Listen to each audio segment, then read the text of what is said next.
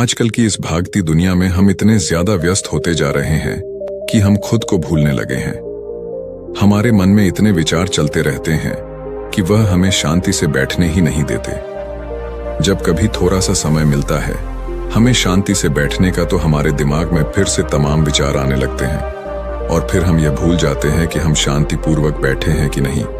अर्थात हमारा दिमाग विचारों से इतना ज्यादा भर जाता है कि वह हमें शांति से एक जगह पर बैठने ही नहीं देता। तो आज के इस वीडियो में हम अपने मन के विचारों को साफ करके अपने दिमाग को किस तरीके से शांत रखा जाए, इसी के बारे में बात करने वाले हैं।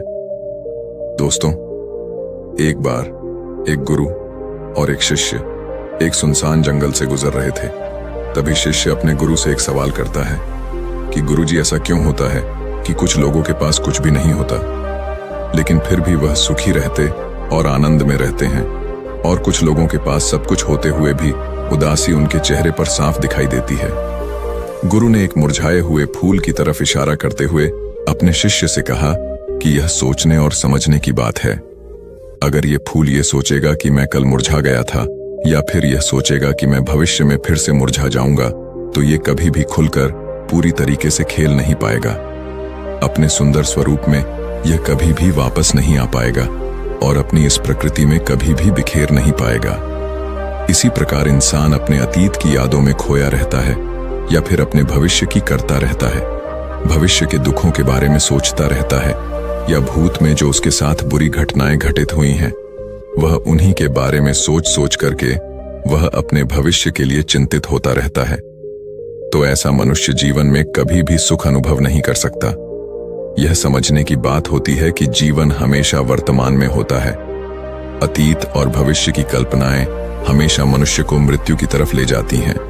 इसलिए यह जरूरी हो जाता है कि जिस प्रकार हम अपने शरीर की देखभाल करते हैं, उसे बीमारियों से दूर रखने के लिए उसके अंदर ऐसी गंदगी भी साफ करते रहते हैं। ठीक उसी प्रकार समय समय पर हमें अपने मन और मस्तिष्क की भी गंदगी को साफ करते रहना चाहिए, उसकी धुलाई करते रहना चाहिए। इससे आपकी बुद्धि की क्षमता तो तेज होगी ही होगी, साथ ही साथ आप हमेशा आनंद में रहने का रहस्य भी जान पाएंगे। शिष्य ने सवाल किया कि गुरुदेव, इससे पहले कि हम मन और मस्तिष्क पर चर्चा शुरू करें, इससे पहले मैं यह जानना चाहता हूं कि जिन लोगों के पास सब कुछ होता है वह दुखी क्यों रहते हैं, और जिन लोगों के पास कुछ भी नहीं होता है वे अक्सर आनंद में क्यों होते हैं? यह रहस्य क्या है? इसके पीछे का कारण क्या हो सकता है? गुरु ने उत्तर दिया कि कुछ लोग जीवन में जब सब कुछ हासिल कर लेते हैं और सब कुछ हासिल कर लेने के बाद उन्हें सब चीजों की व्यर्थता का पता चल जाता है। ऐसे लोगों को अक्सर यह एहसास जकर लेता है कि मैंने जीवन में कुछ भी पाया, जो कुछ भी किया उससे भले ही मैंने सुख सुविधाएं हासिल कर ली हों, लेकिन मन की शांति अभी भी बहुत दूर है और अधूरी भी है। उस तक मैं पहुंच नहीं पाता। सब कुछ पाकर भी मैं अपने मन को जान नहीं पाया। और जब इंसान को ऐसा लगता है तो उसे महसूस होता है कि जो कुछ भी उसने कमाया है वह कौड़ियों का भाव था। उसने अपना जीवन बेकार की चीजों में यूं ही व्यर्थ कर दिया। और वहीं पर जिस इंसान के पास जीवन में कुछ भी नहीं होता है, उसके पास एक उम्मीद होती है, सब कुछ पाने की लालसा रखता है, और वही लालसा, वही इच्छा उसको जीवन में खुश रखती है, आगे बढ़ाती है, और ऊर्जा से वह हमेशा भरा रहता है।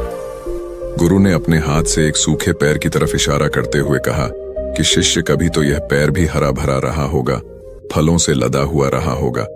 अनेक प्रकार के पक्षी और जानवर इस पर आराम करते होंगे, इसके फलों को खाते होंगे।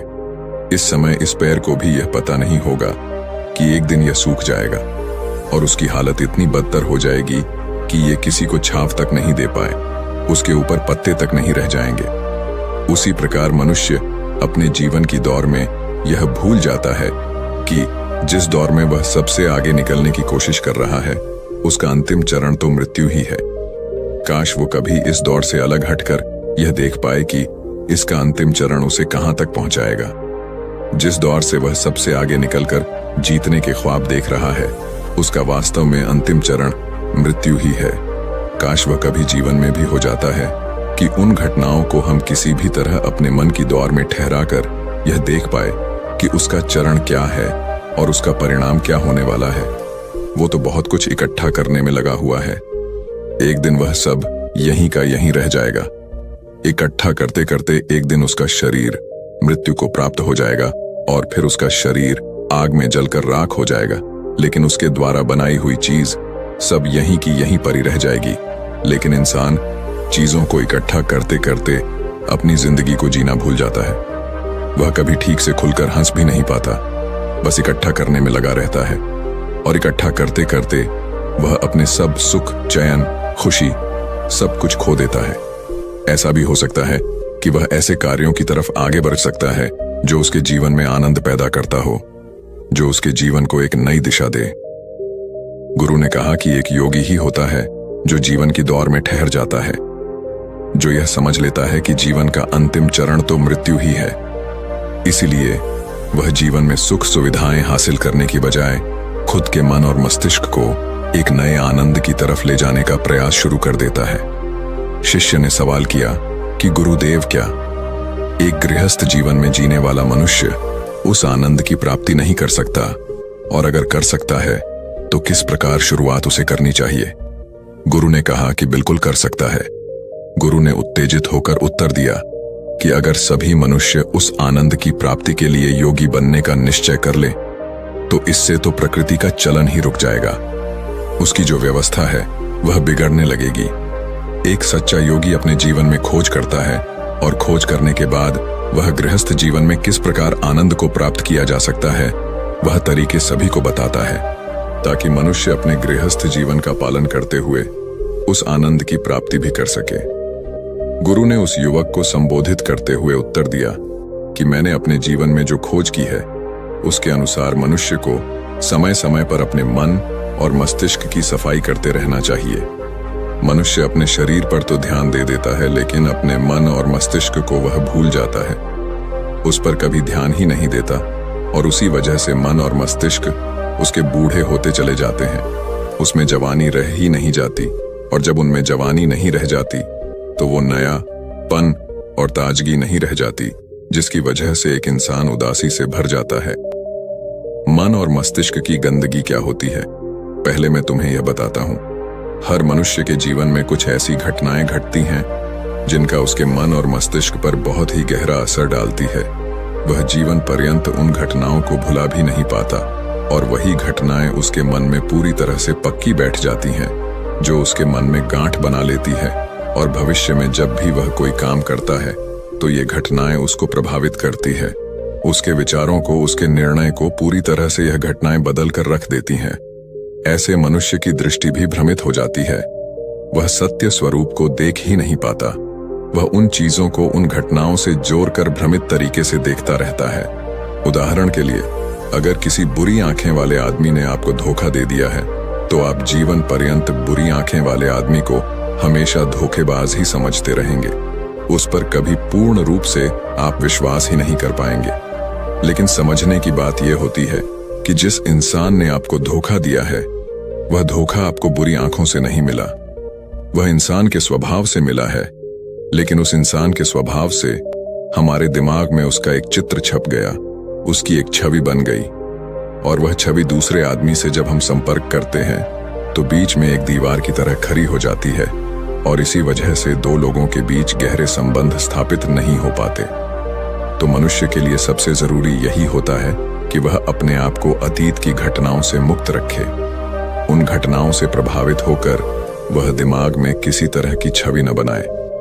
कुछ लोग इस बात पर यह सवाल खड़ा कर सकते हैं कि फिर जीवन के अनुभव किस काम में आएंगे, लेकिन समझने की बात तो यह होती है कि हम जीवन के अनुभवों को भी भ्रमित तरीके से जान लेते हैं, सही तरीके से उनसे सीख ही नहीं पाते।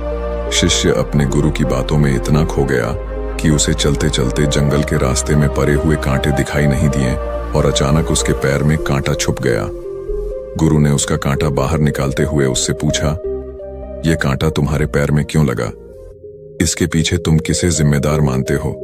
गुरु ने कहा कि तुम मुझे भी जिम्मेदार मान सकते हो, क्योंकि मैं तुम्हें ये बातें सुना रहा था, या तुम खुद को भी जिम्मेदार मान सकते हो कि तुम मेरी बातों में इतना खो गए कि तुम्हारा रास्ते पर से ध्यान ही नहीं रहा, या तुम इन पैरों को भी जिम्मेदार मान सकते हो जिन्होंने ये कांटे इस रास्ते पर बिछा दिए।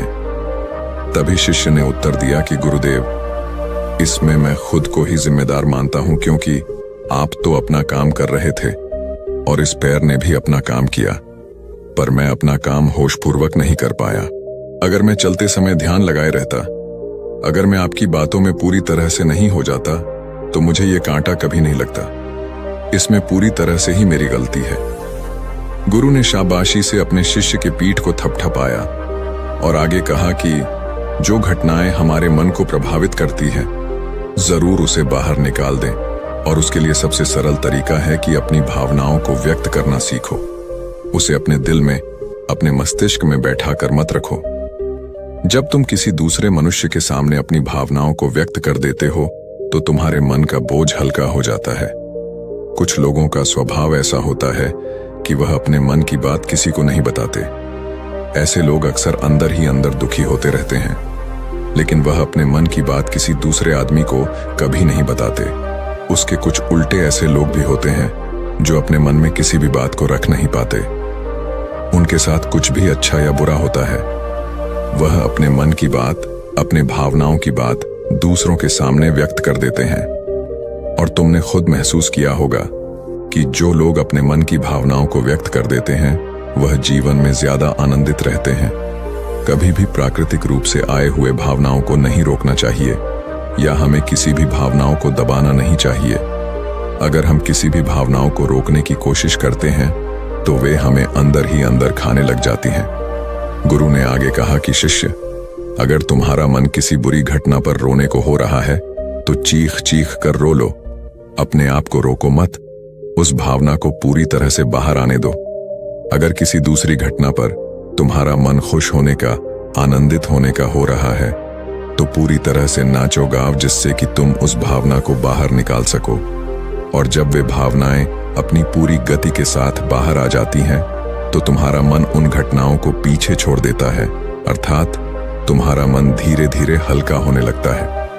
गुरु ने शिष्य को समझाते हुए बताया कि जिस प्रकार तेज रफ्तार से चलता हुआ पानी अपने वेग से आने वाली सभी बाधाओं को तोड़ देता है, और अगर हम अपनी भावनाओं को बहने दिए, तो वो उन सभी बाधाओं को तोड़ देगा, और उस बांध को तोड़ने के बाद उसका कचरा उसके मन से निकल जाएगा, और उसका चित्त मन भी साफ हो जाएगा। उसके अंदर की गंदगी भी दूर हो जाएगी। अक्सर मनुष्य अपने मन में किसी घटना को दबाकर इसलिए रखता है कि वो सोचता है कि अगर सामने वाले को इस घटना के बारे में पता चल जाएगा, तो वह क्या सोचेगा। इसी विचार से वह अंदर ही अंदर खुद दुखी होता रहता है और अपनी भावनाओं को दबाता रहता है, लेकिन सामने वाले को वह कुछ भी नहीं बताता। लेकिन अगर वह हिम्मत करके शुरुआत कर सकता है, अपने अंदर की बात अपने किसी करीबी मित्र को बता दे, तो उसका पूरा जीवन परिवर्तित हो सकता है। उसका जीवन सुखमय बन सकता है।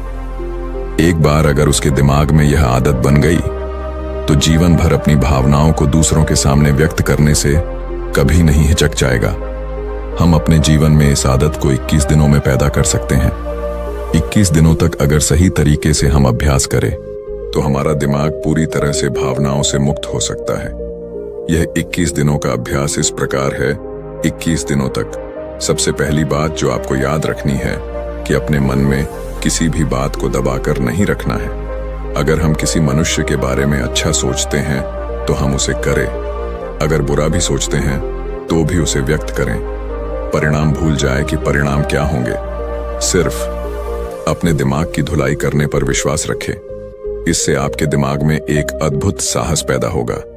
गुरु ने आगे कहा कि शिष्य, जब आप किसी मनुष्य के बारे में वह सब बता पाएंगे जो आप उसके बारे में सोचते हैं, तो आप खुद सोचिए कि आपका खुद के ऊपर कितना विश्वास बरत जाएगा। आपके मन के सारे दोष खत्म हो जाएंगे। हो सकता है कि इसमें आपको चुनौतियों का सामना भी करना पड़े, लेकिन जहां चुनौतियां नहीं होती हैं, वहीं कुछ अभ्यास भी नहीं होता है। अभ्यास हमेशा चुनौतियों से भरा होना चाहिए। इससे आप सत्य वचन बोलने का अभ्यास भी कर पाएंगे। अक्सर हम दूसरों को प्रभावित करने के लिए वह सब बोलते रहते हैं जो उन्हें अच्छा लगता हो, लेकिन वह नहीं बोलते जो हम उनके बारे में सचमुच सोचते हैं, और यही हमारी सबसे बड़ी भूल हो जाती है। जिससे हमारा पूरा अस्तित्व झूठा बनकर रह जाता है। और अपनी भावनाओं को व्यक्त करते समय यह भी जरूर ध्यान रखें कि आपके अंदर जो भावनाएं उस इंसान के प्रति उठ रही हैं, उसके पीछे का मूलभूत कार्य क्या है। उदाहरण के लिए, जब एक नौकर अपने मालिक के लिए कोई काम करता है और वह काम अच्छे से नहीं कर पाता है, तो मालिक उसे डांट फटकार देता है, जिससे उसके अंदर उसके प्रति क्रोध की भावनाएं उठने लगती हैं। लेकिन समझने की बात यह होती है कि मालिक तो आपको कहेगा ही, वह तो डांटेगा ही अगर आप अच्छे से काम नहीं करेंगे। अगर आप काम अच्छे से कर रहे हैं और फिर भी आपका मालिक आपके साथ उचित व्यवहार नहीं कर रहा है, तो आप खुलकर अपने मालिक को भावनाएं व्यक्त कर सकते हैं, बिना यह सोचे कि इसका परिणाम क्या होगा। अगर आप इस भावना को उठाएंगे नहीं, तो आप अपनी नजरों में खुद ही नीचे गिरने लग जाएंगे। आपका आत्मविश्वास बिल्कुल खत्म हो जाएगा। दूसरा अभ्यास जो तुम्हें 21 दिनों तक करना है, वह यह है कि जो भी घटनाएं तुम्हारे साथ घटित होती हैं, कम से कम आपके जीवन में एक ऐसा इंसान होना चाहिए जिसके सामने तुम अपने दिल की बात रख सकते हो। चाहे अच्छी बात हो, चाहे बुरी बात हो, वह सब बातें तुम बिना कुछ सोचे विचारे, बिना कुछ डर से कि वो इंसान तुम्हारे बारे में क्या सोचेगा, तुम उस इंसान को अपनी सारी बातें बता सको और वह इंसान तुम्हारी सारी बातें सुनने के बाद तुम्हारे लिए कोई छवि पैदा न करे। ऐसे इंसान अपने जीवन में खोजो और उनके सामने अपनी सारी भावनाएं व्यक्त करने की कोशिश करो। दिन में जो कुछ भी घटित होता है, अच्छा लगता है या बुरा होता है, किसी के प्रति आकर्षण होता है, उसको एक दोस्त की तरह बताने का प्रयास करें। इससे यह पता चल जाएगा कि तुम्हारा मन घटनाओं के प्रति किस प्रकार की भावनाएं पैदा करता है। तुम अपने मन की सारी बातें कह दो, ताकि तुम्हारे अंदर की भावनाएं, तुम्हारे अंदर में जो विचार उत्पन्न हो रहे हैं, वह पूरी तरह खाली हो जाए। तीसरा अभ्यास जो तुम्हारे मन को खाली रखेगा, वह है योग्य निद्रा का अभ्यास। देखते ही देखते ये चर्चा खत्म करते हुए गुरु और शिष्य उस जंगल को पार करके अपने आश्रम में पहुंच चुके थे।